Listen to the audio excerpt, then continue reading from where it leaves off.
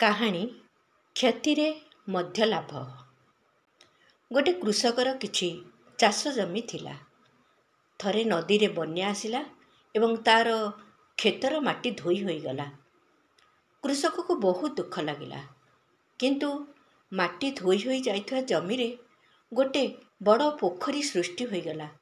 ସେ ଚିନ୍ତା କଲା ଓ ବୁଦ୍ଧି ପ୍ରୟୋଗ କରି ପୋଖରୀରେ ସିଙ୍ଗଡ଼ା, ପଦ୍ମ ଆଦି ଅନେକ ଜିନିଷ ଲଗାଇଦେଲା। କୃଷକକୁ ବିଶ୍ୱାସ ହୋଇଗଲା ଯେ ପ୍ରତ୍ୟେକ କ୍ଷତି ପଛରେ ମଧ୍ୟ କୌଣସି ଲାଭ ଲୁଚି ରହିଥାଏ। ପୁରୁଣା ଯଦି ଖରାପ ହୋଇଯାଏ ତେବେ ନୂତନ ତିଆରି ମଧ୍ୟ ହୋଇଯାଏ। ବଦଳିବା ଏହି ସଂସାରର ନିୟମ ଅଟେ। ଜୀବନରେ ଅନେକ ଉନ୍ନତି ଓ ପତନ ଆସିଥାଏ। ଈଶ୍ୱରଙ୍କ ଉପରେ ବିଶ୍ୱାସ ରଖିବା ଉଚିତ ଏବଂ ସବୁ ପରିସ୍ଥିତି ପାଇଁ ପ୍ରସ୍ତୁତ ରହିବା ଉଚିତ। ପ୍ରତ୍ୟେକ ଘଟଣାରେ କେବଳ କ୍ଷତି ହୁଏ ନାହିଁ, ସେଥିରେ କିଛି ଲାଭ ମଧ୍ୟ ଲୁଚି ରହିଥାଏ।